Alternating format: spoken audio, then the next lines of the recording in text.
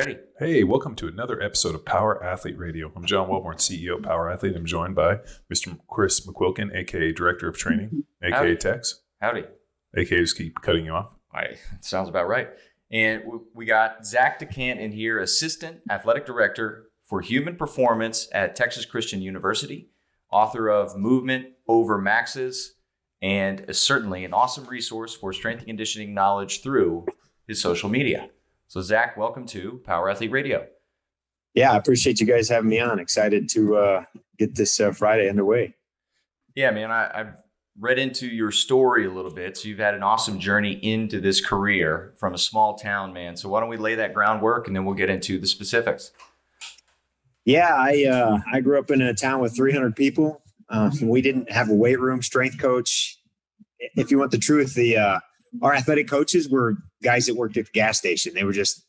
They just wanted to help, right? So I didn't have a lot of direction, and I just started picking up Muscle Medias and Flex Magazine and whatever I could find on strength and conditioning when I was a young athlete. Because my dad told me, he said, if you are going to progress in athletics, you're going to have to develop.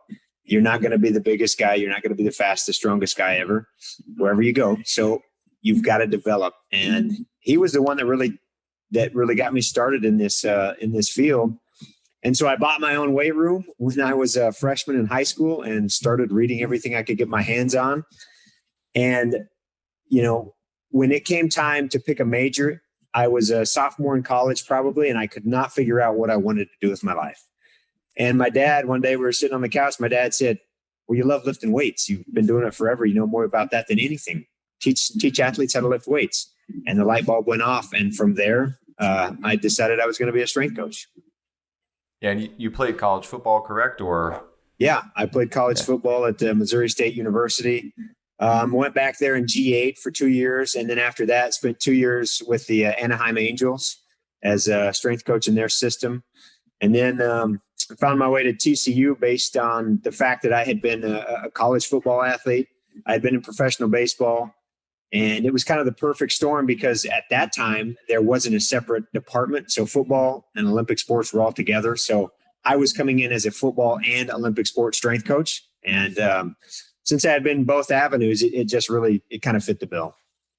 Yeah, man, almost an anomaly staying at the same school for, 15 years, right? Yeah, it's something I would have never anticipated. When you're a young coach, you're just prepared to move at all times. So I thought I'd be here maybe 3 to 5 years and then on to something else. And, Fort Worth captured my heart, I guess. I told my wife just this week, when I found stability, I told her when I was younger and I finally found stability that I would grab onto it at all costs, because I had seen, my mentors go through 3 years at one school, move their family, 2 years at another school, get fired. And then you're looking for a high school job in the meantime, trying to figure out how to make ends meet. And so when I found stability, I just grabbed onto it. The first 3 years in strength and conditioning, and this is what young coaches really need to understand, because so many people want to be strength coaches, but they don't understand the demands that it's going to put on your life. The first 3 years in the field, I moved 13 different times. I had 13 different addresses. And so when you find stability, I told myself I would always grab onto it. And that's one of the reasons why I've stayed at TCU so long. Well, obviously, like, the program grew with you, so it wasn't necessarily something where you outgrew the position. I think a lot of times, with strength coaches, they tend to be like the first guy to get axed when a coach is struggling a little bit. Like, oh, obviously it's the strength coach's problem. So that's like the classic. Or hey, we're going in a different direction. There's always these different moves, but for the most part, I think sometimes strength coaches just outgrow the program and they need to maybe bring somebody in, new coach. So obviously with your stability, you haven't outgrown the program. Has there been stability within the coaching, like on the other side, where you've had the same coach and you guys have been successful and they're, at a position where they're, hey, obviously this is working. Let's not keep messing it up. Yeah, absolutely. When I first got to TCU, the baseball program it was a good mid-major program, but it was nothing on the national scene. Our head coach had been here up until last year, so he just left this last summer to go to Texas A&M, which they had a really, really successful year. Just finished, just ended their season 2 days ago, so they're going to finish in the top 3 or 4 in the country. But he was here for 14 of my 15 years. And now our pitching coach, who's been here the previous 10 years, has stepped into the head coach role. So yeah, our staff has been consistent throughout my entire tenure. And obviously that lends itself to the stability. And we've built the program from, like I said, a good mid-major school to really a national power at the Power 5 level. I mean, does that even happen anymore? It feels like, I come from football. Like you did, and it feels like like the shiny car driving by. Like, we got to get this coach, we got to get these players, and every year has like this changing. I mean, we're here in Austin. That's just UT. Well, I mean, we're here in Austin, and like UT football makes me want to throw up. I mean, like they just keep plugging people in, and they don't care. Like, if this guy can get them one more win and make the boosters happy, we're going to bring them in and throw them out. And it's like, as a player, that idea of stability and like consistency and whatever just doesn't exist, and then they wonder why they don't win. Yeah, I mean, it is. It's really, really rare, and that was one of the reasons why it was so hard to, Coach Schlossnagel wanted to take me to Texas A&M. My wife and I were having a baby basically the month after that job was being put on my plate as a possibility. And it was one of those things where it was poor timing, but stability to me is so important. My wife would move anywhere around the country. She's always excited. Let's go find a new house. Let's move somewhere else. Look at this job. Look at that job. But she doesn't understand that you could spend 2 or 3 years at Texas A&M and have average seasons. And they say, no, thanks. You guys are done. And now, instead of being, having the stability that I've been talking about so much, now you're chasing a high school job or something else to fit the means in the meantime. And it can absolutely wreck your life a little bit, because ADs are willing to sacrifice head coaches for marginal seasons. And a lot of times you don't get very much time. So that's why I choose stability overall. Well, and College Station. Let's be real here. Yeah. Well, I'm not afraid to say it. No, I mean, it's terrible. We when I was playing the NFL, we went down there. One of the guy that I worked with, a guy named Rafael Ruiz, got brought in as like a consultant for Texas A&M. So we went down and trained with those guys. And I remember driving around here, and I was like, "Holy shit, dude! Like, this is not a place I'd want to go to school." But people love it, and like the people that we meet that are Aggies, they're like have their whole little like cult deal going. Yeah, I'm a 2%er. I got nothing to do with A&M, and I'm happy about it. It's definitely a cult. Yeah, dude. There's some odd things that go on.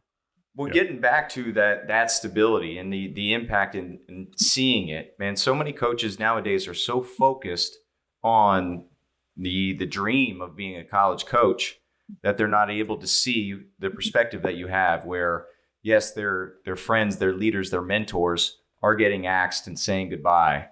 And like with that becomes a lot of, you lose mentorships. It's part of the grind and the hustle that we hear so much about. But shit, man, you had this different perspective of, okay, roots are my goal, my why.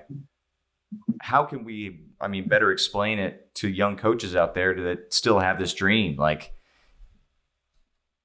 how can we better say it? Because there's so many lost out there.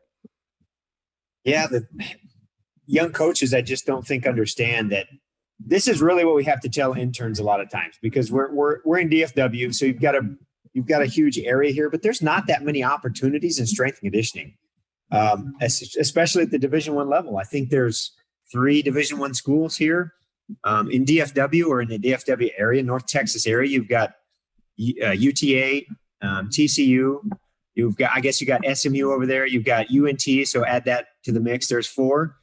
And that's kind of the big opportunities in strength and conditioning.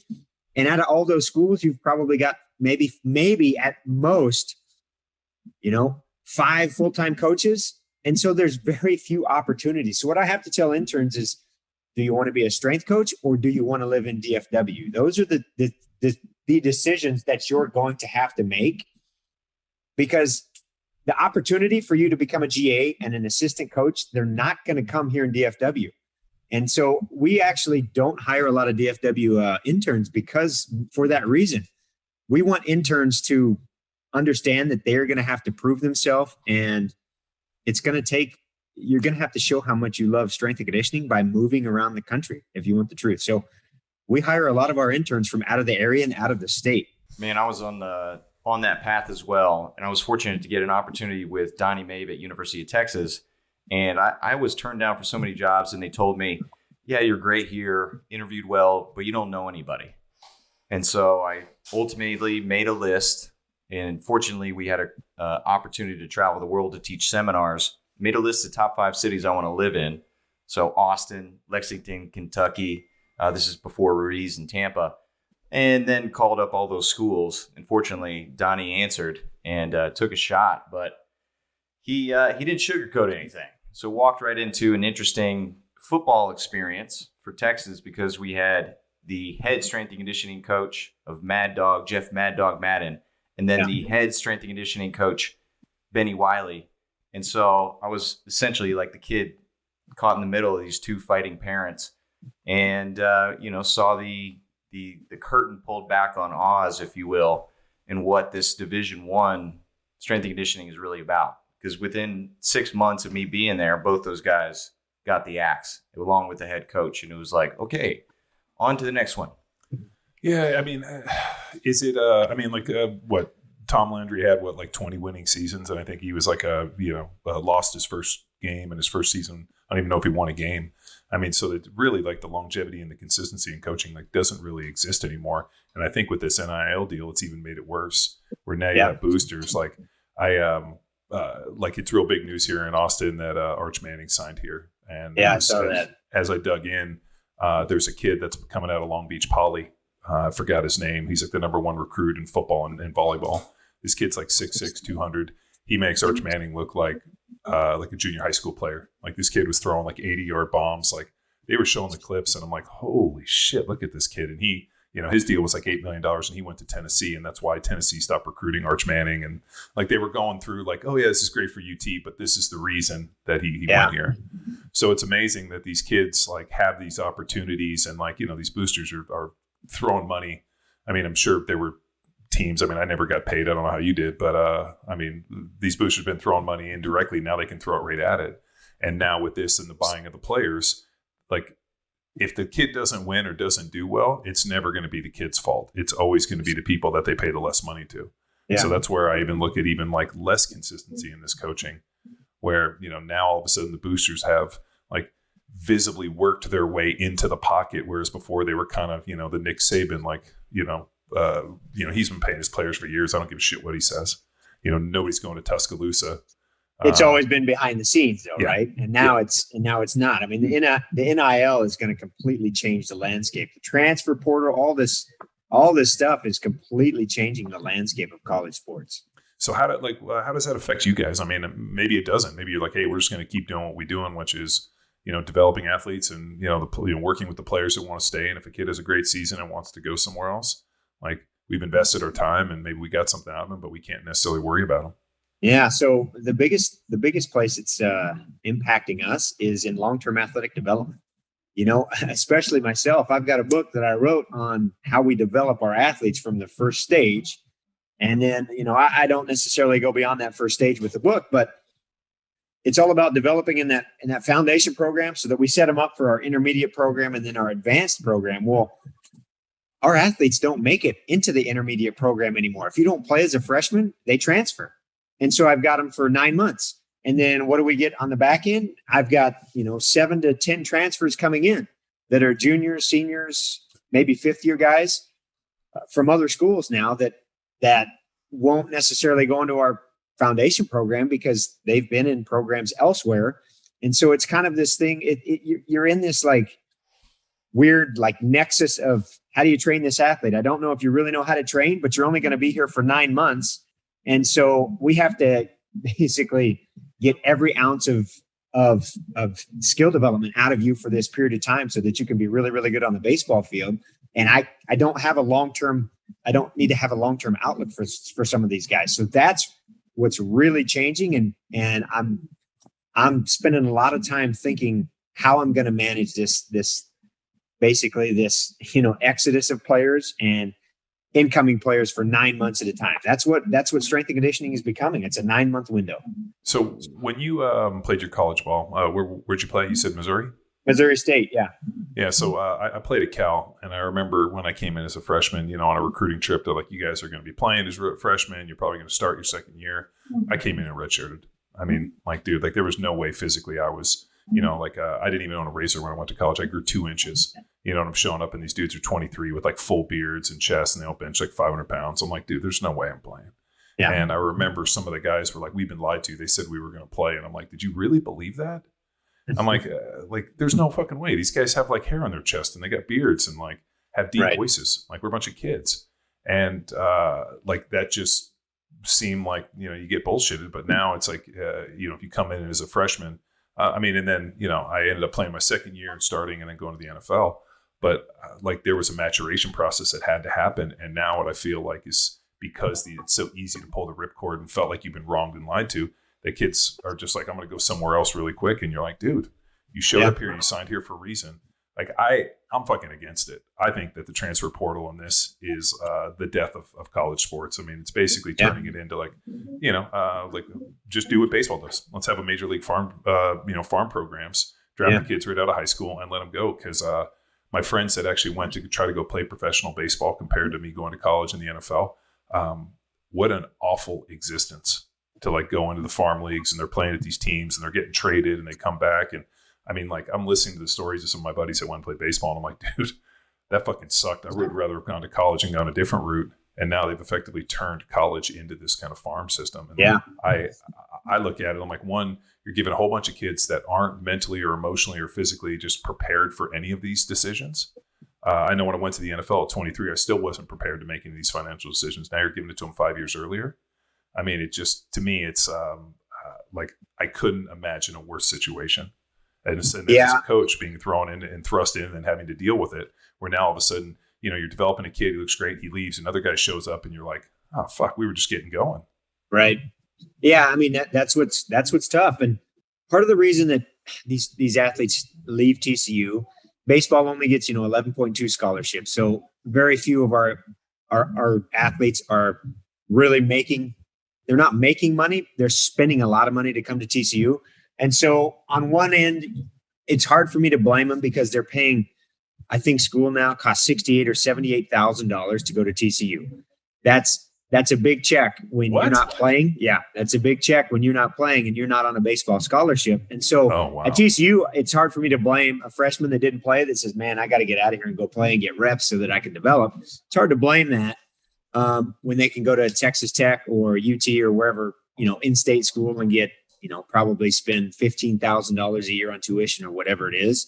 That's part of the issue with being at a private school that we face. Is it more scholarships? To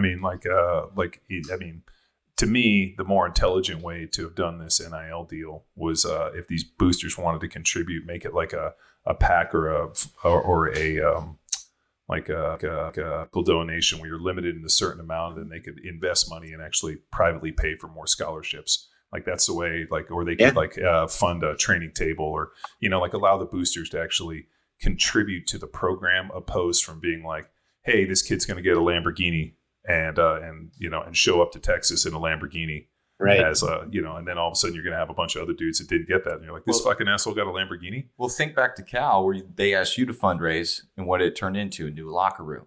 So now it could be redirected to more opportunities, more education, more scholarships. Yeah. If TCU only has 11 scholarships, 0.2. Yep. For baseball, and you have boosters that are willing to donate money, you're like, why don't you just give us more scholarships so we can keep these kids? Yeah. But that's the NCAA rule, though. Every baseball program only gets 11.2 scholarships. Well, the NCAA is NCAA, as we call the NCAA assholes, which what was it from? The program. Yeah, the program when he's like the NCAA assholes. Yeah. I mean, they're pretty much cut their own throat with this NIL deal. I mean, they're going in a heap of fire because, you know, I mean, they take Reggie Bush's Heisman Trophy for exactly what they're allowing people to do today. I mean, and they won't give it back. And you're like, well, dude, you can't double jeopardy a guy. I mean, now all of a sudden you've changed the rules. Like, give him his Heisman Trophy back. Yeah, it's going to be interesting. I mean, it's a Wild West right now.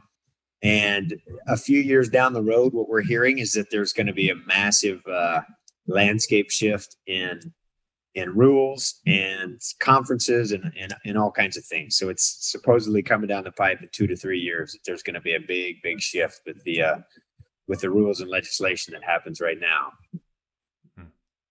Well, the SEC is basically going to be their own. It's going to. I told our interns it's going to be the SECA, right? The NCAA is basically just going to disappear, and it'll just be the SECA. Well, I'd love to talk a little bit about training. Sure. And like to take it down that road. I'm really fascinated by your development model, and especially I haven't seen Chris this excited to talk on a podcast in years. So, well, the book is Movement Over Maxes, and this is a beautiful one-liner. Describing, I mean, a similar battle that we face. He comes from a football program, so he's seen a lot of awful 1RMs and a lot of hype strength coaches and a lot of hype football coaches. One of my favorite stories is I squatted like 6'10" when I was 19. And as I was going to take 6'10" out of the rack, I remember I walked back and all of a sudden I felt somebody grab me around like my midsection and slap me as hard as they can. And I looked in the mirror and it was our head coach, Steve Mariucci, had walked in just as I was getting underneath the bar, told the strength coach to fucking beat it, that he was going to spot me. Oh my God. And like all of a sudden I hit the bottom and he's screaming as loud as he could in my ear. And I stood up with it. And everybody was so hyped. I mean, it was actually a legit nice squat below parallel, had wraps and a belt. But that's just like the excitement of football. So I can imagine you coming from that and being like, we're not doing this dog shit. Yeah, I mean, I would say there's a lot of that. Except what you said about, you know, a legit squat. That's sometimes where the where the train leaves the tracks, because there's a lot of big lifter. Numbers. There's I was not a pretty good lifter.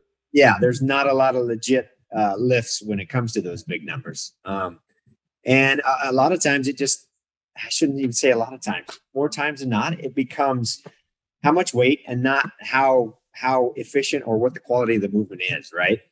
And really, movement over max is it came out of the past 15 years of teaching my athletes when they would walk in the weight room, because baseball players, especially 10 and 15 years ago, they were not adept to the weight room. They'd stayed away from it for the most part. And at the high school level, you don't have a strength coach that is associated with other sports a lot of times. A lot of times it's a football coach or a football strength coach at the high school level that just kind of throws the baseball kids in with it. And the baseball kids either show up or they don't show up. So they really had no background in lifting when they were coming to TCU. And so this just was out of necessity to teach my athletes how to lift, because eventually as you progress through the phases or the blocks, which start with the foundation program and our developmental model, then goes into the intermediate program and our advanced program, the movements are all the same. It's always a squat, a hinge, you know, upper body push and pulls, single leg work. The movements all stay the same. There's variations within them, whether it's volume intensity or slight movement variation within those, but everything has to be built from that foundation. And so it was nothing more than teaching our athletes really how we wanted them to sprint, jump, and move in the weight room. And you probably have a little transverse plane thrown in there. There is, but and a balance of bilateral and unilateral movements. Shocker. Yeah, right. It's your standard program. We just wanted to teach the athletes how to lift. And then where it really came to book form was for 15 years, I would get emails on a weekly basis. Hey, send me your program. Send me a program. Can you send me anything from high school coaches? And so it really came out of necessity that I was like, man, I got to write a book so I don't have to send these guys, you know, emails on why I can't send you the exact program I'm using with my college athletes, because your athletes have no idea what I'm talking about. It's like reading Chinese, you know? And so that's where the book came in. I ran into the same thing when I retired from the NFL. I got hit up by a bunch of people asking me what I did for my training. And I remember telling a guy, like, you want to do my training? Like, dude, I played 10 years in the NFL. I've been lifting weights since I'm 14. Like, Right. why would you think that the program that I'm using at this point is going to benefit you when you don't have that training history? And Yeah. that's when I realized that that beginners have to train with beginners. And I think that there's like a negative connotation with the word beginner, where I tell people like being a beginner is the most awesome thing in the world, because you make the most progress that you'll ever make in your life. Like Yeah. once you get to that like tip of the spear, the advanced, like what do I put, like 2 to 3, 5, 6, and maybe 7 pounds on a lift in an entire year, whereas I was putting that on in a week as a beginner. Like, enjoy being a beginner. But there's like this negative connotation. And I think even for your athletes, when they come in, no, I've been doing this stuff. And you're like, so I mean, maybe you changed it where you're like, hey, this is our developmental block, and you kind of have to skin these, and there's some semantics associated with it because people get butthurt so quick. Yeah. And what I'll tell you, what we found since I released the book, and I guess it's been 4 or 5 years now, is that the athletes coming in buy the book. And so a lot of them they've already done the program, which is great. I really don't get any pushback on it. I get asked this question all the time from coaches, is that, hey, my athlete said, they're not going to do this beginner stuff, or they have problems with this beginner stuff. They're not going to do the foundation program. And how do you get through that? How do you convince your team to do it? And for me, it's not any of that. That's what we're doing. And it's the culture of our program. It's not so much about the movements and the actual foundation program itself. It's about developing the culture and the principles and the expectations that go into TCU baseball. And that's why this foundation program for us is so important. And I don't get pushback on it, because this is just the way. Our head coach is behind it. He knows exactly what it is. Our staff is behind it. And so I never have an athlete that's like, man, this is stupid, or this sucks, or why are we doing this? I've been squatting for 3 years. It really just doesn't happen. But we also let the athletes that have competency in the weight room, we let them progress. So it's not like I'm holding an athlete back on purpose. And I get this question asked a lot too. I'm not holding somebody back on purpose and making them go through very rudimentary movements and weights and all this stuff.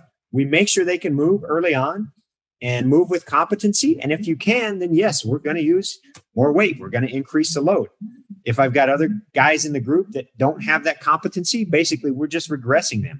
It's all talked about in the book, but I'm not holding athletes back on purpose. We're going to let them develop at their own pace. It's just everybody's going to go through this program for the most part, so that we know that those movement principles are locked in. Yeah, so we have online education for coaches, and our aim is we give them a program to follow along and apply to their athletes as they're going through the lessons. And a big part of that is competency and seeing it. So giving these cues, giving these directions to their athletes, and seeing how the athletes respond.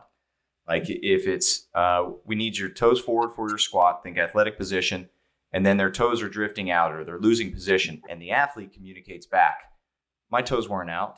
So they're in the stage of unconscious incompetence. They don't know they're in a bad position, and not fighting back with the coach, but just, hey, why are you saying that? I was fine. Right. That's that beginner stage. And then gradually how you're communicating on top of how the athlete is moving starts to come together. And then we see this development in going through the beginner phase of this athlete. And then they're ready to, that's where the fun begins, once they get through that progression.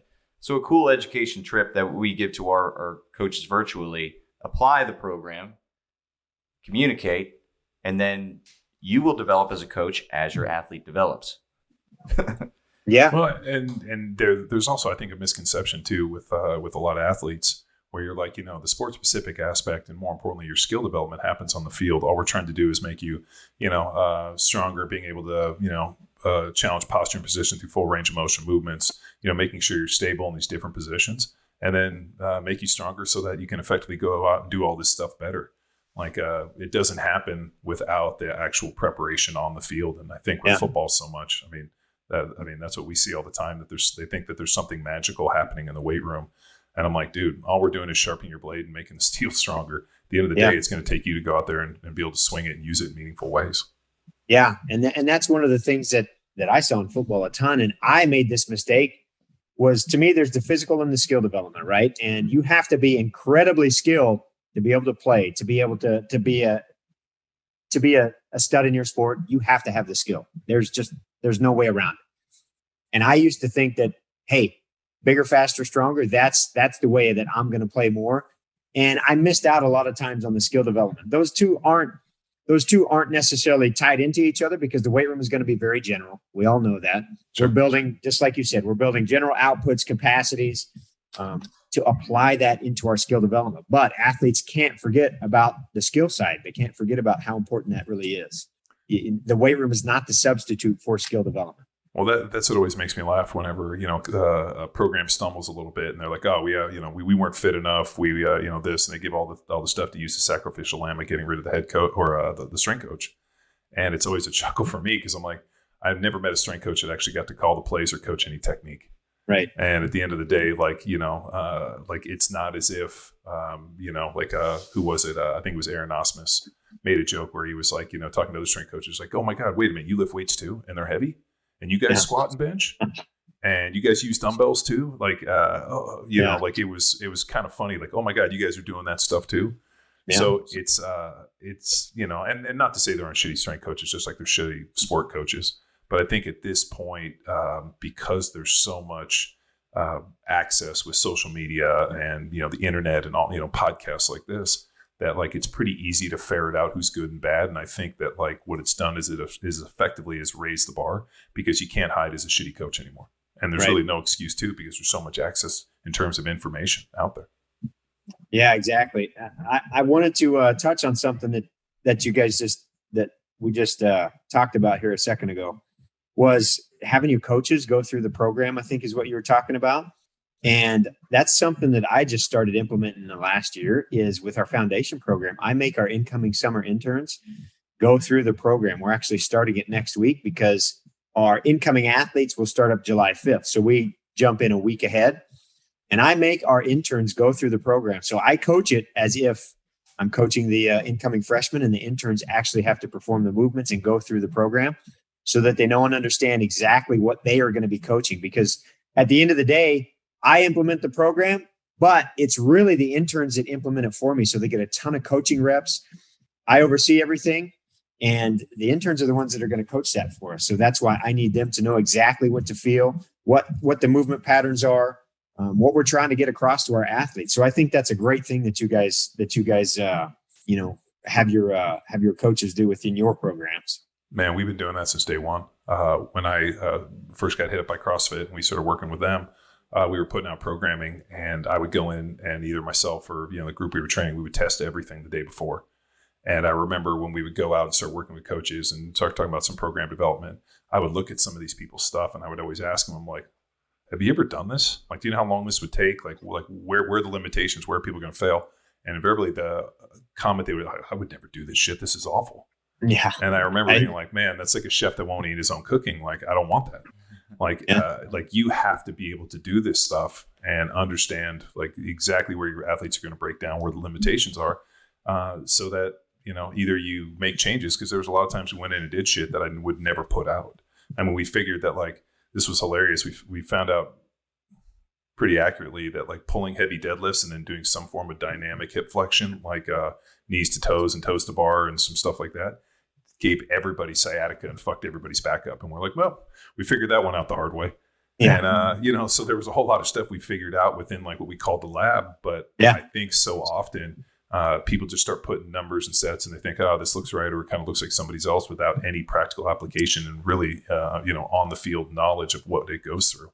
I mean, same thing you run into, I'm sure, with, I used to run into football coaches all the time where the guy had never played and he's over there trying to coach you. And I'm like, how did you handle this when it came up? Oh, I never did this job. And you're like, well, fuck you.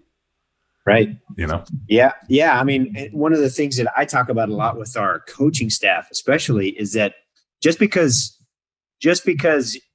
you didn't think it was hard doesn't mean it wasn't hard to the athletes. This is one thing you got to get across to coaches, is that with our GPS system, I look at the objective information from our GPS with our position players, and then we'll take RPE. So they give us how they felt at practice and how hard practice was. And a lot of times you'll get a high score on the RPE, and then you'll go back to the coach and say, how hard did you think that practice was? Oh, that was easy. We didn't do anything. That was nothing.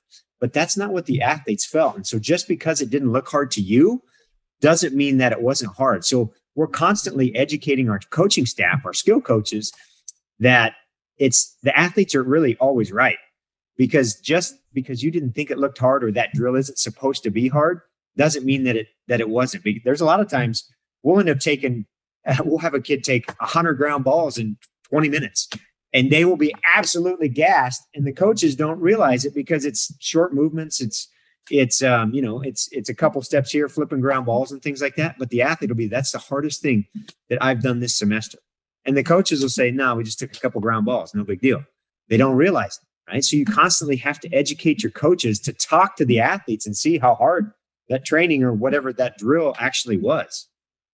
Yeah. And working with different sports teams, one of my pet peeves was the skill sport coaches going off and just having their own conversations and then checking back in 10 minutes and assuming that it was easy versus, engaging and seeing and communicating with the strength coach or the athletes, how difficult or how hard that was. Dude. Especially in 105-degree heat. Well, here. I mean, like high school football was the worst. I had a football coach who was a former Marine. Like, I think he stormed the beaches at Iwo Jima. He was so old. But he believed that water was weakness. We used to have you got one water break. So we would have like an offensive practice, which was like, I think 75 minutes. And we'd have a defensive practice of 75 minutes. And we got a 10-minute water break in the middle. And we weren't allowed to touch any water. Weren't allowed to take your helmet off. Weren't allowed to unbuckle it. I think you could take your mouthpiece out. But like the whole water is weakness. And the entire 10 minutes, he would sit there and just rat fuck us on how weak we were that we needed a water break. And, it's 100 degrees, 95 degrees. Football pads, middle of summer. And fucking hate that. But I mean, it's like, it seemed ridiculous at the time. And I remember when I went to college, they had the managers, with the water, like the bitch and Gatorade things to squirt water. And you're like, this is awesome. Oh, I was so excited. I drank too much water my first day and throw up when we went to do conditioning because I was just so excited that I can go get water anytime. And they're like, yeah, this is fucking weird. Just go get water. Yeah. Oh, I grew up in that era. We also had the push your salt tablets. Make sure you guys are eating your salt tablets. That's what we were preached. No water, but make sure you're eating your salt tablets so that the salt pulls all the water out of your muscle and out of your body, essentially, and just completely freaking wrecks your ass. Yeah, well, when I came in the NFL, they used to give us salt gum. Like they were like these little round salt gums. And actually, they were pretty decent. And then all of a sudden, Gatorade came in. And next thing you know, they were fucking trying to pump us full of Gatorade, which actually made me feel 1,000 times worse. And I never drank the Gatorade. But no, man, it's funny to look back on this stuff and realize how archaic it is. And then kind of laugh. And you're like, I can't believe more people didn't die from this stupid shit. That's exactly what I thought, too. Yeah. Like a big change in the NFL happened. Corey Stringer ended up dying. Yeah. And then they were like, they like a ton of the rules, even though they banned ephedrine. I mean, they just did a fucking hose of everything. Like they had that portable. I mean, so he came in out of shape, way too overweight. They woke him up for conditioning. He didn't drink, there was just a perfect storm. It was hot. I think, what's sad is it takes players passing away and bad things happening for things to make changes. I mean, that doesn't necessarily happen in baseball as much, but I mean, I have seen some of the internationally, some of these kids just collapsing and having some issues. Yeah. So, I mean, our philosophy is always going to be built around speed and power and conditioning. For us, the aerobic energy system is really only there to support alactic workload, speed and power. And so with the aerobic system is actually very, very important. And, it gets trashed a lot in our industry, but it's really important for parasympathetic response and letting your guys recover. But it's very important also to support high workloads, because obviously we know the more work you can do, the better athlete on the end that you can turn into. And so the aerobic system is actually really important. We're not going to delve much into the anaerobic glycolytic. I shouldn't even say much. It's never. And that's really how most team sport athletes should, how they should train. It's alactic speed and power on one side. It's the aerobic system on the other side to support those alactic efforts. And the stuff in the middle is where all your athletes honestly get fucked up. That's where that hard conditioning stuff happens. It's where your 300-yard shuttles, your 110s, and all that tough, stupid mental toughness stuff that we did, honestly, when we played 20 and 25 years ago, that's where people get into trouble with it. And that's really a very, very small part of the game that people don't realize. You're not really training specific when you're training in that middle energy system zone, which is the anaerobic glycolytic energy system, with a lactic, whatever you want to call it. Well, I mean, and that's where football lives. Yeah. So I think what's ridiculous is if you look at I just recently went to see the Houston Astros play. I took my kids, like they'd never been to a professional baseball game. So we drove down, went to a game on a Saturday, which was an amazing place to see a game. But the funny part was, like, my daughter was like, man, they don't seem like they're like they do a lot of work. I'm like, yeah, because it's perfect execution. Like the plays happen so fast. Like the result, it's not like football where, like, it's all about skill. Yeah. I mean, it's like the opportunities these guys have are, like split second, last maybe 2 or 3 seconds. It's not like something like football or rugby or some of these other sports where they live in that glycolytic capacity. And I think that carryover for baseball, it probably comes from football, where it's like, oh, we got to train a bunch of baseball players like football players. And you're like, dude, it's completely two different sports with two different energy demands.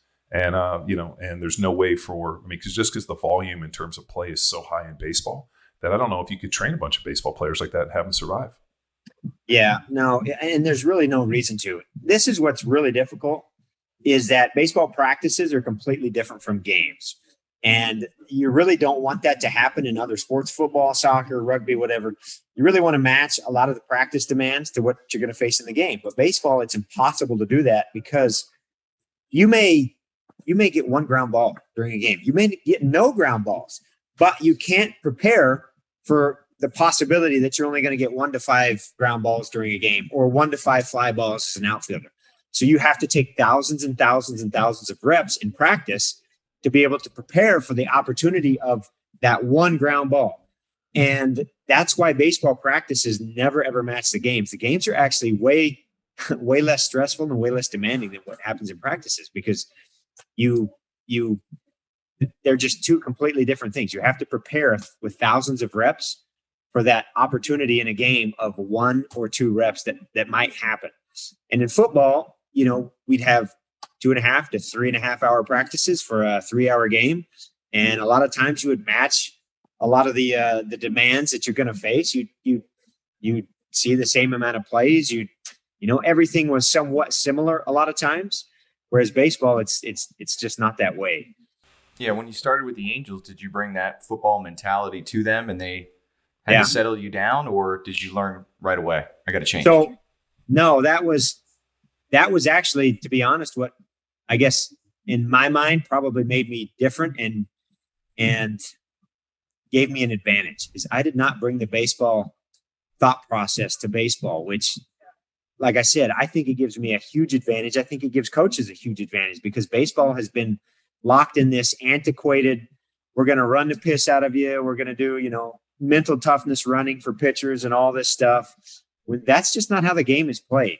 And so I brought speed, power, and the thought process of football training and really track and field training to baseball when I was a young coach, versus, hey, we're going to go out and run 20 poles every day and torch these guys for really no reason. I wanted to train them like what they needed to be trained: speed, power, strength, fast with lots of rest. So I brought a completely different viewpoint. And I think in a way that's kind of what separated me and made me, at the time, I was an outlier in baseball, but that's also, I think, what gave me an advantage going down the road with our training. Are you starting to see a shift in that for other programs? I know we know Coach Couch at Texas here, and he's doing some similar things and having some success. Yeah, Matt's a great guy.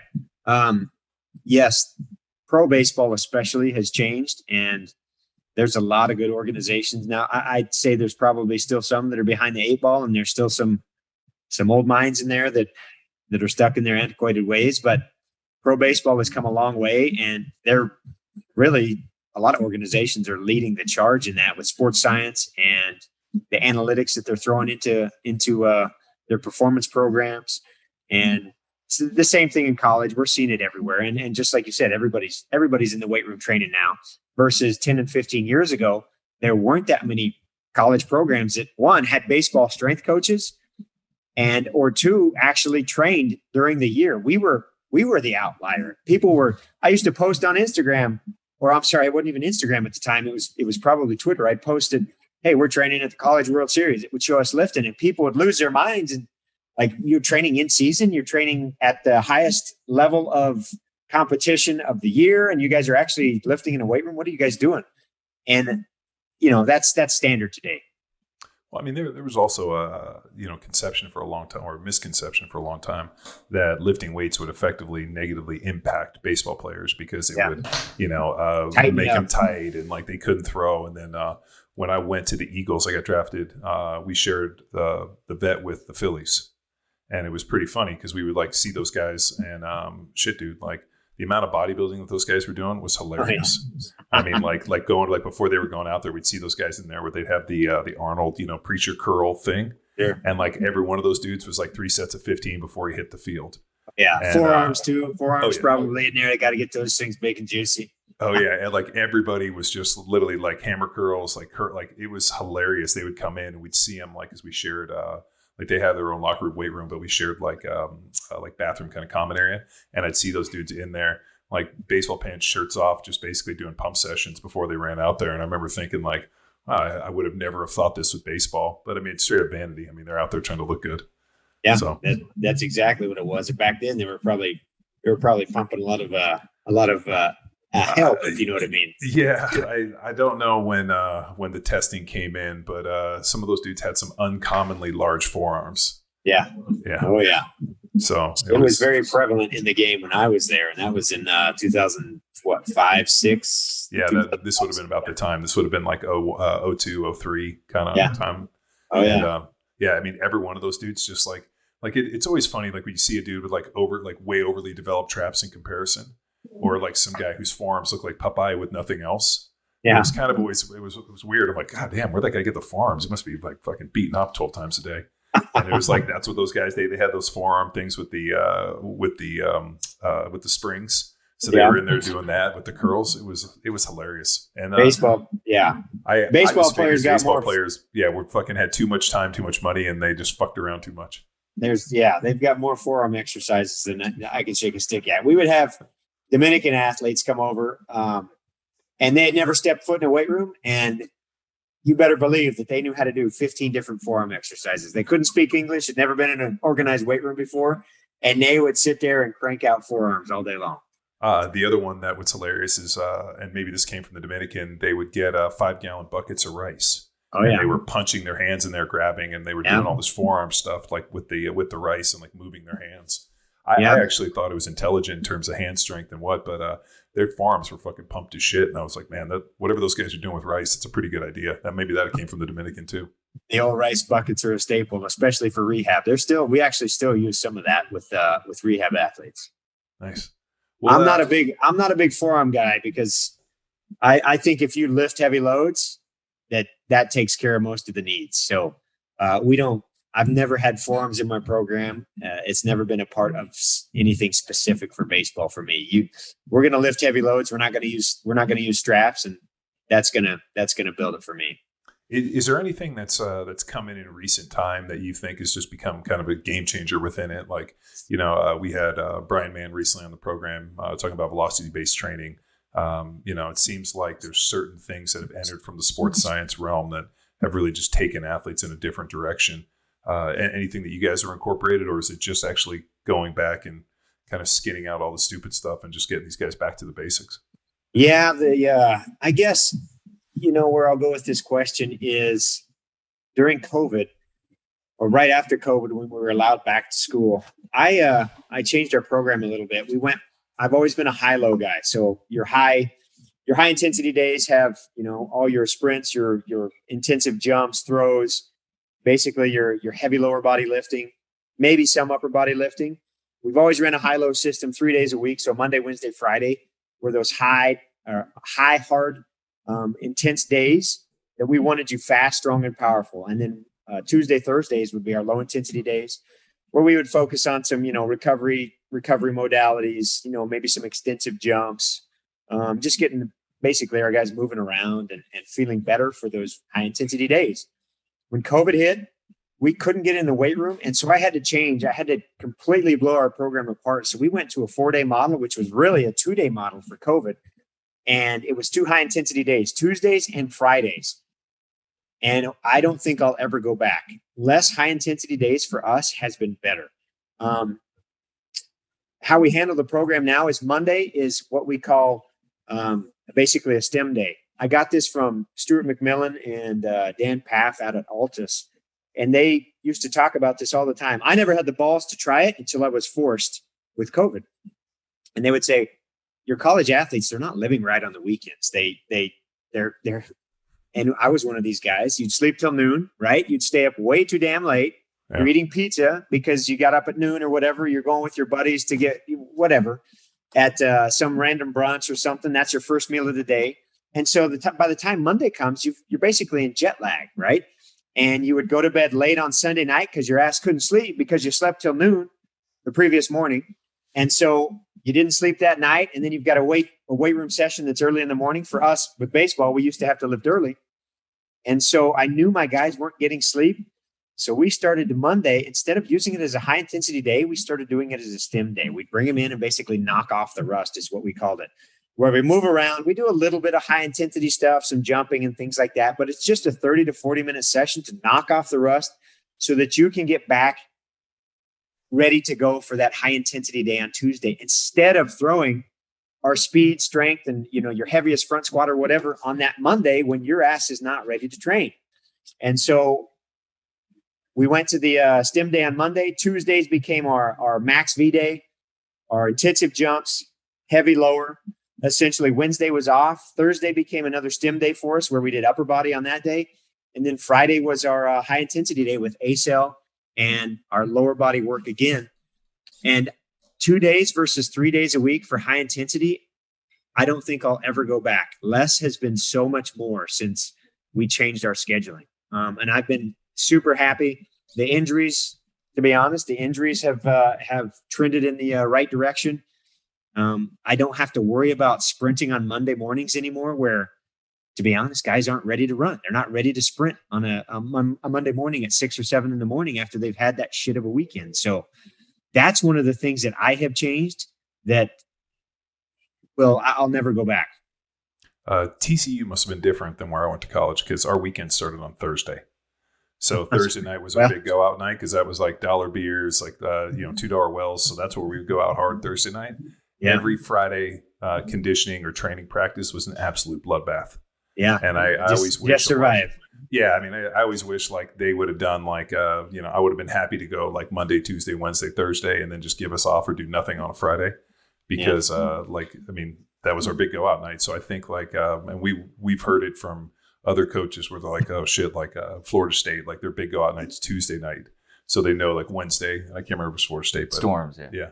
It was, so I think you got to almost figure out like what the culture is within and maybe work around. Cause at the end of the day, I mean, you're talking 18 to 22-year-old kids. And even though everybody wants to believe that they're in bed by 8 o'clock and, reading this, I mean, you got to still be a kid and still have fun. I mean, and I tell our recruits that. I tell them, we know you're going to have fun. I don't mind that. I know you're going to enjoy college, and I hope you do. We're gonna program around that just a little bit. For us, baseball Friday is actually one of our biggest practice days. Baseball practices Friday, Saturday, Sunday, all fall for the most part. And so I don't know how much our guys do Thursday night sessions, but I haven't seen that very much. But I know they do. I know they get their fun in on Fridays and Saturdays. Yeah. Okay. Well, it's a little different then. Yeah. I mean, but that, like you can either like force people to bend to your will or be realistic and be smart enough to be like, hey man, like this is college. These kids have such a small window, to be here, and they're going to like, we're either going to like go against human nature. Or we're going to work within it. And I think like that's a smart play where you're like, dude, we know they're going to go out and have a good time. So it doesn't make any sense for us to try to just come and butcher them the next morning. Because I felt like our coaches knew we were going to go out. So they were going to try to fuck our world up on a Friday morning with like 6 a.m. Indian runs. Like that was my favorite. Like we'd have to sprint down to our track stadium and do fucking Indian runs. And if you fell out, and we'd still go out and drink. So because fuck them, Yeah. And the Wednesday off for us has been a game changer too, because we used to do 5 days straight through essentially. And you'd call recovery at 7 a.m. I mean, honestly. You're making a guy get up. The recovery should be letting him sleep in, right? Sure. And so Wednesdays has been a huge addition to have one day off. But then with the incoming football staff just this January, we hired a new football coach. And so they came in and forced me to change even again. So the previous 14 years, we had been a 7 a.m. in the morning training team, only because of necessity. I've always disagreed with it. I've hated it. But that was the only time we can train. Baseball practice happens from, 1 in the afternoon until 6 p.m. or whatever the case is. And you can't do anything in the afternoons. Track and field's in the weight room. You've got other sports. And so we had to train in the mornings. Football has forced us to go in the afternoons now. So we train at, I think this past spring, 12 and 2. Practice is backed up to 3. And that has been a blessing. So basically everywhere where I've been forced to change for the better, I don't think I'll go back. Nice. Yeah, well, it's Coach Kaz coming into TCU. Yeah. Well, the other thing too is there's always this misconception, and I always call it like the Mike O'Hearn deal, where it's like, here I am at 4 a.m. at the gym. This is where all like the hard work takes place, and you're like, first of all, dude, like it's like Jocko taking a picture of his watch at 4 a.m. I'm like, I'm really happy you're up at 4 a.m. But believe me, like all that means to me is either you went to bed at 6 o'clock at night, or you're getting 4 hours of sleep, which seems like a fucking horrible idea. Right. Which is going against what you're preaching all the time. Right. Yeah. I mean, for me, it's like, when I was younger, this is a little bit, you said that you're about to have a kid. So I have a 10-month-old. Okay. But I'm not young. So I'm an old guy. Yeah. I was going to say you're a little too old for that baby fight, but, I had this whole plan basically in place, which was like, oh, I'll sleep when I'm dead. I'm going to run 100 miles an hour and I don't need to sleep. Like I'll out train sleep. And then all of a sudden I retired when I was 32, 33 from the NFL. And then I met my wife and she got pregnant. We had kids. And all of a sudden, we had twins the first out the gate. And I didn't sleep for about 45 minutes for about the first 3 months because my wife was breastfeeding them both. Yeah. And so it was like this constant deal. And I fucking aged in dog years. And I was like reading everything because I'm like, dude, like my whole life is coming apart when I wasn't sleeping. And and then I got real big into this idea of sleep, and you start realizing that, like, if you want to talk about anything that we've ever come across in terms of human performance or, true performance enhancing, it's sleep. And I'm sad that I was so stupid on the back end early on in my life. So I was the same way. When I was writing the book and a lot of the stuff that I've done, I would get up at 4 a.m. and that's when I would get my work in. We had a sleep expert come and talk to the guys this past year. So I think it was at the end of fall that we had a sleep expert, and I cannot remember his name, but he's a world-renowned guy. He's been on, TV shows, The View, and been on Oprah, and she's published, she's put out his book, and he's done more sleep. Dr. Matt? Is it Dr. Matt? He's old. He's in his. Is he from the UK?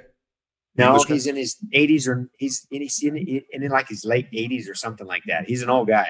Okay. I'll have to look it up before we get off here. But he came and spoke to the team, and just it really resonated with me. And he said basically, the studies have shown that college athletes need 9. I think his number was 9.25 hours of sleep. That's really what you need. And they had graphs and all kinds of stuff that showed, when you get less than that, here's how your performance deviates, and this is what it equates to. And it was great stuff. And it was right in the middle of me, having my kid. He was probably 4 or 5 months old. And once he started sleeping, and we moved this schedule back to where I don't come in at 4:30 or 5:30 in the mornings anymore, it was amazing. I get my blood work done every April for my physical, and for the last 5 years, testosterone constantly, goes down a little bit. This year, my testosterone was 100 points higher than it's ever been in my life. And that's 7 years down the road from the first test. And I was like, what the hell has changed? The change has been is that, one, my son sleeps 12 hours a night and he sleeps till 7 a.m. Yeah. And I don't have to get up early anymore for teams. I used to be here at 5:30 in the morning, at the latest sometimes.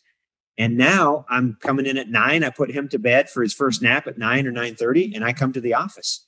And it's an absolute game changer. So sleep has been the game changer, in my opinion. Yes. Yeah. No, I couldn't believe it. two things I fucked up, and you actually alluded to the first one. I thought building an aerobic base was complete fucking nonsense. I thought like all of that NSCA build an aerobic base bullshit was like the way I equated it to was like splinters in your ass from sitting on the bench too long. Like it was the fucking worst. And I figured like I'm going to sprint as fast as I can, and I'm going to fucking bang heavy weights, and I'm going to condition, and I'm just going to be so fit on this side that it's going to by product, I'm just going to figure out the aerobic base. And then we did some training programs, and we were actually having to cut body weight. And the guy I was working with was like, hey man, you got to throw some aerobic weight in or some aerobic work just to burn some calories to try to get in a deficit. All of a sudden I lost like 10% of my body weight. So I lost like 30 pounds for this deal. And I PR'd every lift.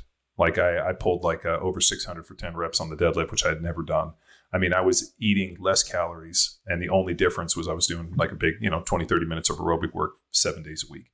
Yeah. And I went back and looked at like, mitochondrial density and all these other deciding factors. But for, like, it was one of those things where I was like, fuck, I totally fucked up on the aerobic capacity stuff, and I fucked up on the sleep thing.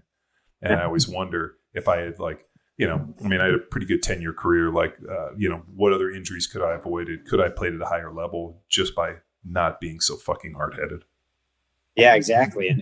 And for football especially, it supports ATP replenishment in those 3 to 7 second windows that you need. And especially with a high-paced offense, the more efficient your aerobic system is, the faster that you're going to replenish ATP. So football cannot, especially in today's day and age with the offenses and how fast they move, you cannot be against aerobic conditioning. No, I was. I thought it was stupid. I was like, this is fucking just. I was the same. We were the same way 15 years ago. I was like, well, this is the dumb. We'll never train. We're not going to train to be slow ever. That's the stupidest thing. But then you realize, I call it the Mike Boyle effect. Mike Boyle has been right on everything that I ever hated. And then you come back to it and you're like, I can't sign off on that. I can't sign off on that. Mike Boyle was right on a lot of shit.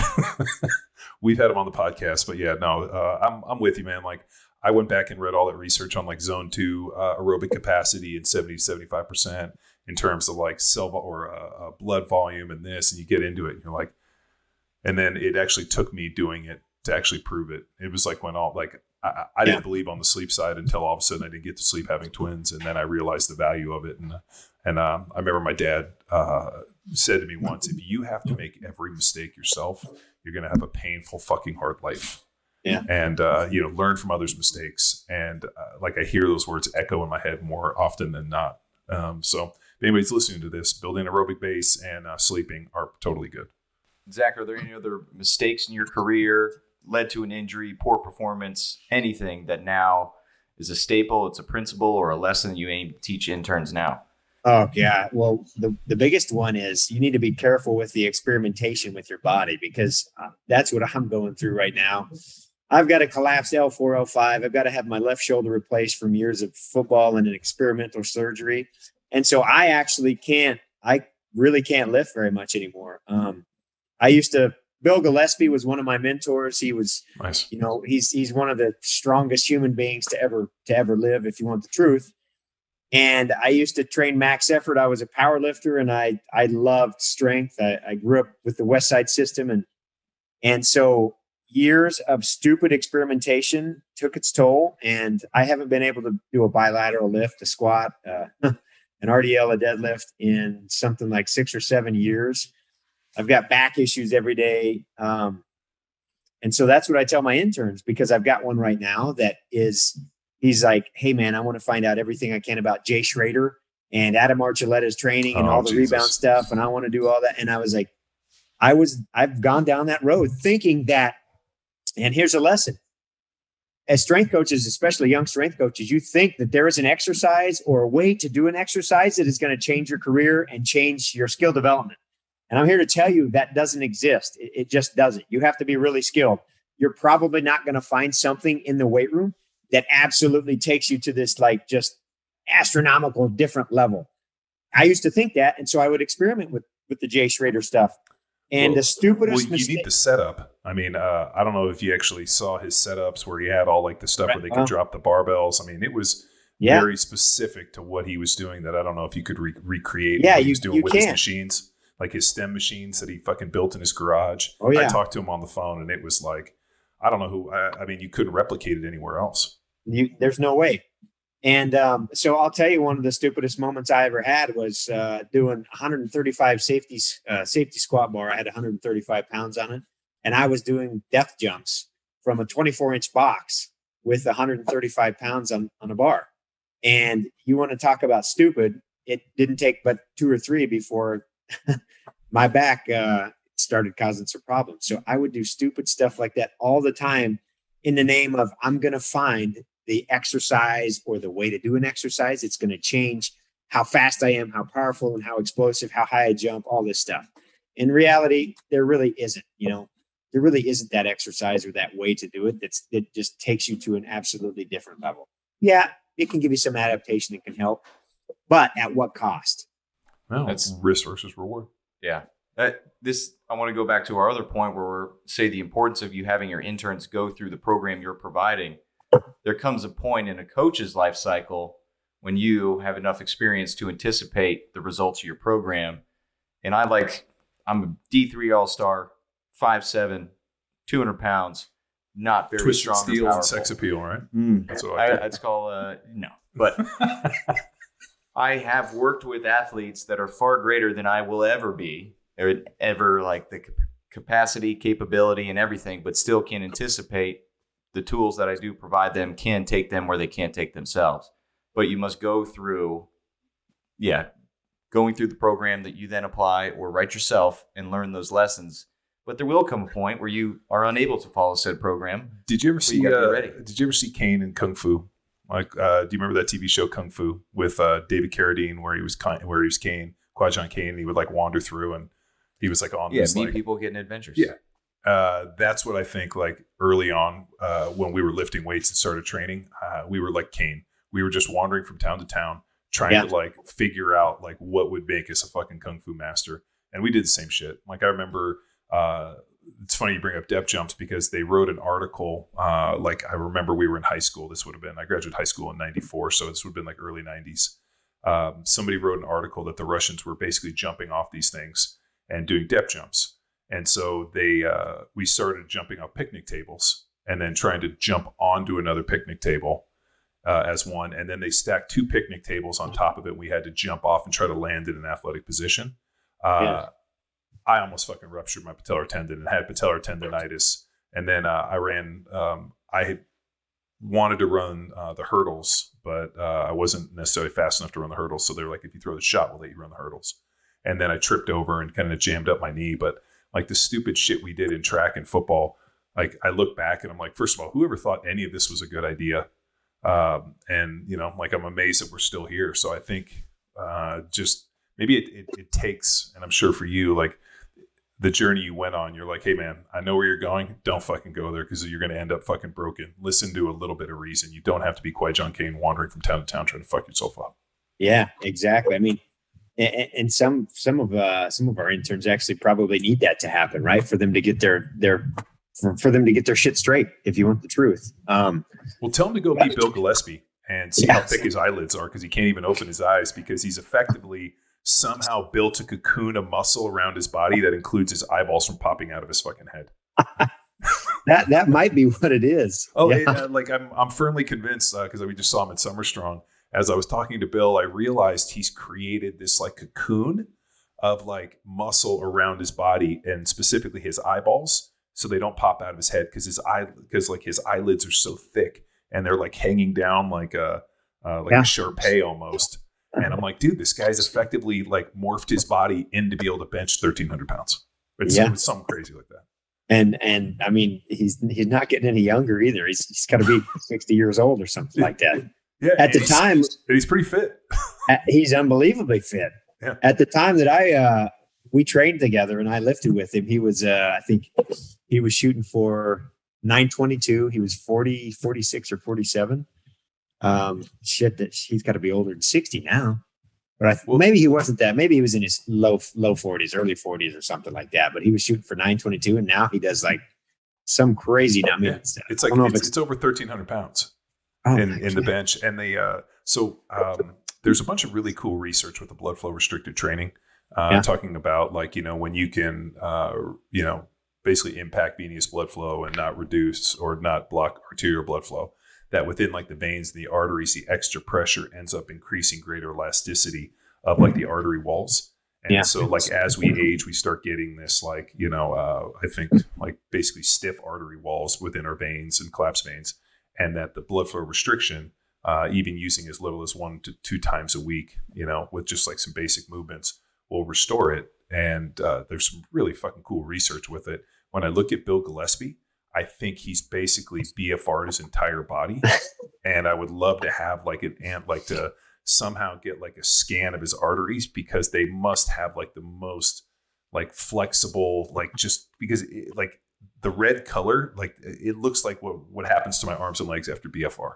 He's basically BFR'd his body. Like I'm just always amazed whenever I see him. I'm like, God damn it, this guy is basically like throwing his body on the funeral pyre of fucking lifting weights, and he survived. I think he's going to live to be 200. Yeah, he might. Yeah. He might. I will say this about Bill is I cherished my time with him. He taught me a lot, and he's an amazing human being. Yeah. Like he's a phenomenal man when it comes to being a mentor, his family, his faith, all that stuff. He's a phenomenal person. Is there any, you obviously have a big powerlifting background. From training with those guys, is there anything that you gleaned from those guys, or things that you were like, fuck, we'll never bring this to baseball? Early on in my career, I started with a lot of those concepts where we'd box squat, and I would make our guys lift some heavy loads. We did the 5-3-1. I've got kind of an adaptation I've created off Windler's 5-3-1. And I love that for strength development, if you want the truth. But I guess I've kind of regressed from that over the last, 5 or 7 years, to where we do a lot more single leg work now, depending on the athlete. We do a lot more single leg work, especially with our pitchers. But I'll still chase heavy loads with those guys. We'll still chase that stuff. It's just, maybe it's a little bit more quote unquote movement based versus some of the heavy bilateral stuff. We still use trap bar deadlifts, front squats, safety bar squats. I still use all of those pieces at some point in time. It's just not the program. I guess that's how I should put it. Gotcha. They're all pieces of the program. They're not the program, and everything is built around the athlete that we have in front of us, their injury history, their movement capabilities, and the position that they play. That's really what it's all built on. And if it warrants using that movement or a bilateral movement, then great. If it warrants using a single leg movement, then great. We're going to attack, heavy periods with high loads, and we do that on single leg strength. And we're going to attack, lighter periods with lighter loads and speed and velocity on the bar. We use velocity-based training, like you talked about earlier. So we use everything. There's really nothing that's that we don't do. It just depends on the athlete, the sport, the position that you play. All those things factor into it. Yeah, I know going overhead for throwing athletes, it's like throwing the baby out with the bathwater. No overhead pressing, no pull-ups. So what's your take there for any vertical pulls or pushes? Sure. Well, yeah, actually, we're going to do both. The one place that I don't necessarily chase is bilateral overhead pressing. So like barbell, both arms. We do a ton of single arm pressing. And I've got a research grade EMG unit that we've done studies on. We took every low trap and serratus active exercise that we could think of and looked at the activation levels that go through the low trap and serratus on these exercises. And once the humerus gets above horizontal to the ground or away from perpendicular to the torso, once it gets above, shoulder height, essentially, that's when the serratus is the most active. So you can't train the serratus, which is a very, very, very important muscle for your throwing athletes for upward rotation of the scapula. You can't train the serratus without doing some form of pressing. So single arm kettlebell presses, what we call waiter walks, upside down kettlebell waiter walks, landmine press variations.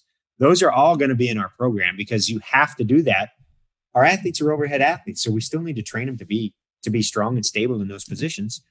But I just modify exercises depending on, again, the athlete, If you've got a guy that has really, really tight restricted lats or has a type 3 acromion process where they can't get, it's going to show as a restricted lat, but they can't get full flexion overhead. Well, then you're basically just creating this massive compensation effect. So you have to kind of know the athlete that you're working with, but we are still going to chase those movements. Pull-ups are actually a staple in our program. So pull-ups, overhead pressing, it's just how we do it. It's not necessarily bilateral all the time. Yeah, I worked with the team in which pull-ups was banned by the sport coach due to him having a fat ass and not being able to do pull-ups. Aside from that, an ankle injury, meaning a fall down from the guy pull-up came bar. off the pull-up bar. Yeah, hurt his ankle. I actually had to listen to this story. I've heard it all. I had a kid that told the coach that he did that and broke his ankle by jumping off the pull-up bar from the week before. And I know everything that happens in the weight room. We train as a group. I know everything. I see everything that's going on. Turns out the kid, girlfriend broke up with him or whatever, something along those lines. He ended up one night, he's a 230-pound catcher, decided to run from campus, TCU, to the stockyards. If you've ever been here, it's about a 7-mile journey probably down and another 7 miles back. So at 2 a.m, he decided he was just pissed off and going to run to the stockyards, ended up fracturing a bone in his foot and then tried to blame it on the pull-ups. I had to do a little research and a little digging through some friends. Come to find out, he'd done a 14-mile run at 2 a.m. because he was pissed off. I don't think I've ever liked a girl that much to be able to go run 14 miles. So he got his aerobic capacity working. He must have really been in love because I don't know if I've ever been in that. There's a lot of things I've done, but that's not one of them. 14 miles sounds like a terrible fucking idea. Terrible. Yeah. No, I mean, I think the only reason people dislike pull-ups is because they can't do them themselves.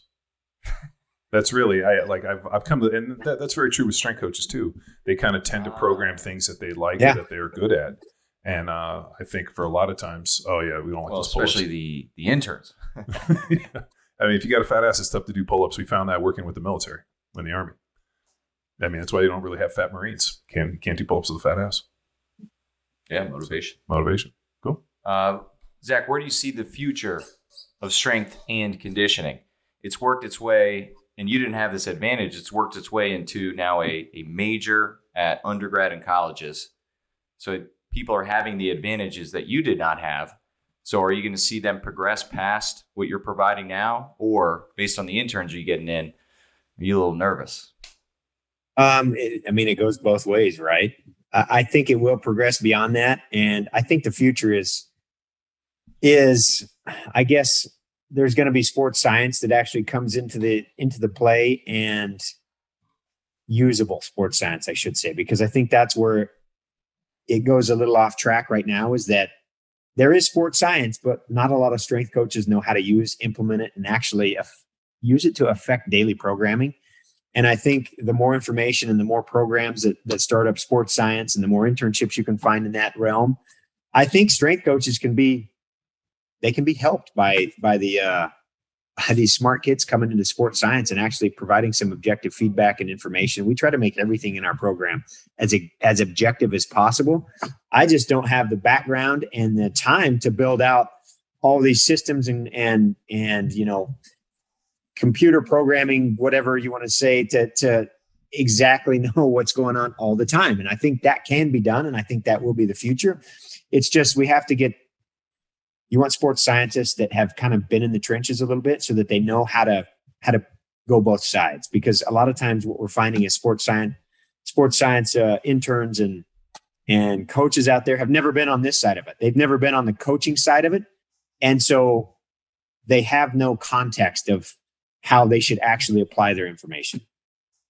Yeah, I think that's an excellent view. One of the aims of our online education is the social intelligence. Yeah. So we see this as an opportunity where, yes, cosign on the CSCS that creates opportunities for you, but then we help our coaches get the jobs. So while their resume with the CSCS gets them in the door, we help create the social intelligence to explain to sport coach, a higher up strength coach, parent, athlete, why they should have our specific setup and execution. Well, and the other one, I always, whenever anybody ever asks me about it, I always think being personable and having people like you is by far the best asset you have, especially in terms of getting a job. I'm sure when people come in, like, you want to work with people you want to work with. And if some guy's abrasive and, doesn't listen and, thinks he knows everything, you're like, I'm not going to fucking work with this guy because it's going to take me so long to be able to get there. I need guys that are, on my team that understand the message, that, are easy to work with, have a good smile on their face, and aren't coming in acting like you're, going to remove their fingernails every day if they don't do well. And so I think like a big thing is if you want to do well, one, you got to know your shit. You have to be confident. And more importantly, you have to have a, sense of humor and a good personality, and the type of dude where somebody's like, hey, you want to get beer? 100%. If nobody's ever asked you to go get a drink after work, that's a fucking problem. And that's true. And I think in the strength coaching deal, it's such a, and I hate to use the term old boy network, but it is. You want to work with people you like. And hey, if somebody you like calls and recommends a guy, is he a good dude? Can I work with him? 100%. That goes a long way. So I think for a lot of guys trying to crack into this thing, my advice to them is like, hey, find the head guy, be personable, be funny, be the first guy to show up, and have that guy think like, hey, this is a good dude. This is a guy I would want around. If he's counting the days to get rid of your ass, then it's probably not the right, situation to approach. Yeah. And, as a young strength coach, I used to think it was all about the X's and O's, but you realize that it's not about that. It's about building relationships. And it's exactly what you just said, not only with the athletes, but with the coaching staff, with the administration, with whatever it is, athletes, parents. It's building relationships. And you can't teach that a lot of times to young coaches. You can't teach that to interns. They have to, you have to have that it factor a little bit. I can teach you the X's and O's, but that's one of the things that I didn't realize as a young strength coach. I thought I needed to read, the latest Soviet research and find what Yuri Verkhoshansky was doing with Olympic athletes in 1967 and that stuff. It's not about that. It's about building trust and relationships. Well, the other problem too is they were a communist country, which meant like if you didn't get results, they sent you to the gulag regardless. Yeah. Whereas nobody's basically sending you to Siberia if you don't know how to fucking X's and O's. So it's just a different time. And what's wild too now, I feel like because of this NIL deal, you guys were a little bit in the recruiting, but what's pretty apparent is, and I've said this for years, I spent more time with my strength coaches than I ever did my position coaches, because we were in the off season, like they were the guys. And I always think like, you guys have turned into almost salesmen where, the athlete interacts with you so much that you have to be able to constantly be selling them, because now if they're unhappy, they're like, this guy doesn't like me, which is always my favorite. And I always tell young guys, I'm like, what coaches hate? Hardworking dudes that play well. They always are against those dudes. So if the coach hated you, it was probably because you were a hardworking, good player, team guy who was willing to bust his ass, because coaches hate that. Right. And it's actually tough these days with social media out there, because they see what some guru or somebody's doing somewhere else. And so they always question you now as far as, why aren't we doing this? Why aren't we doing that? And so in some effect, there's going to be some salesmanship going on in the future with strength and conditioning, because you've got to get your guys to believe and trust in your program, in what they're doing versus what they're seeing on social media somewhere else. Well, I would always just ask him, at least in your position, does that guy have a book? He doesn't have a book? Yeah, he's not as good as me. Right. I have a book. They just don't give books to people that are fucking hacks. Sure. And the young guys are probably, he's probably right. He's got a book, Yeah. Well, it used to work. I don't know if it's working. That's the Jedi mind. No, I still think the Jedi mind trick fucking works on those guys. Be like, I got a book. Here it is. Like, it's over there. Go take a look. We'll be fine. Yeah. All right. I got one more. Fun. Sure. What are some interview questions, screening process that you put in place to accelerate the learning of your potential interns? See if they pass the beer test. We call it the layover test.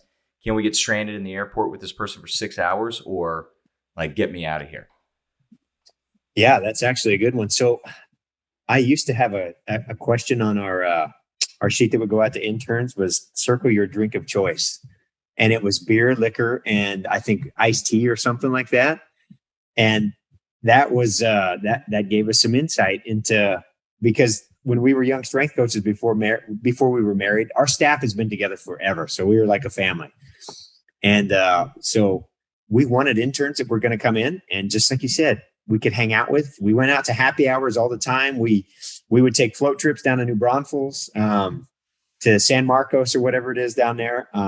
We did stuff as a group all the time. So we wanted our guys circling the first couple there, beer or liquor, not tea and coffee. So that was one of them. That's one from a long time ago. Nice. Did anybody just circle? Yes. Circle the whole thing. Yeah, I don't know if I. Or That would have been my move. Stand out. I would have numbered it. I would have been coffee like AM, and then everything else from like after 12. Oh, that's a good one. Yeah. So then iced tea at lunch. I always felt like you're only an alcoholic if you start drinking before noon, unless you're on vacation. Then you're an alcoholic if you don't. No, well, yeah. I mean, like if you're on vacation, you can drink before noon. But I have that whole like I don't like to drink before noon deal. Always feels weird, unless you're on vacation, and then it's kind of like, you guys aren't like that? Like the whole, like you go to like breakfast with somebody and they have like 6 Bloody Marys and you're like, holy shit, dude, this guy's a drinker. No, I'm with you. After 12:01, I'm okay, but like 8 a.m. can't do it. Late nighter. Okay. Anything else, Sean? No, it's been great, man. Thank you so much, dude. This was awesome to connect. And yeah, man, I will watch TCU baseball. Where should people go if they want to pick up Movement Over Maxes and follow your socials? Yeah, so everything social media wise is just Zach Dechant. It's at Zach Dechant, I guess I should say. ZachDechant.com is the website where you can find, Movement Over Maxes, our 3D movement prep, the baseball performance summit, which are some other products that, obviously give out information. So it's basically Zach Dechant everywhere. And I appreciate you guys having me on. This was fun. Cool. Well, thank you. Sweet, man. Yeah, we'll hit you up when we're in Fort Worth. If you're ever down in Austin, let us know. Yeah. We play in Austin. We just played in Austin in March. So we will be down there again in not next year, but the year after. So sweet. Yeah, no. I took my kids to go see the Astros, and it was funny. My son came back, and I was amazed by like the things that he, like when we go out and play catch, he was like somehow thought that like catch started with the ball on the ground. Like because he saw these guys running, and they were all like, for some reason, they were all barehanding like ground balls and trying to increase. So like the Astros are awesome. It just was hilarious. He's like, no, this is how they start everything. Game, yeah. And he's 6, so we're out there, and he's like, so I throw him the ball. He'd like put it on the ground, and then was like picking it up, and I like started, and I was like, sounds great. That's a great way. Let's start every catch that way, probably as you trying to barehand it. So then I started rolling him back. And then it's actually that's not bad for him. That's not bad for him. That'll develop some athleticism in throwing. No, it was hilarious. And so I'm like rolling him back. He's barehanding him. But yeah, it was fun. And we sat like right on the first base line, like 5 rows up. So they actually got to see the players, and it was so impactful for them. Like the one thing, my daughter's like, these guys aren't in very good shape. They're kind of fat. I'm like, yeah, they are, but they hit the shit out of the ball, and they're pretty good. So obviously, they're not standing out there because it's a beauty contest. She must have been talking about the Marlins. No, it was it was the guy that was playing second base, I think, for. Boy, that's Altuve. He's my hero. 5'7" all-star. Yeah, 5'7". You might be giving him a few. Always. Short King Summer, man. Nice. I'm talking about his boot height. Yeah. All right, Zach, we'll let you go, man. Thank you very much. Thank you. Yeah, thank you, guys.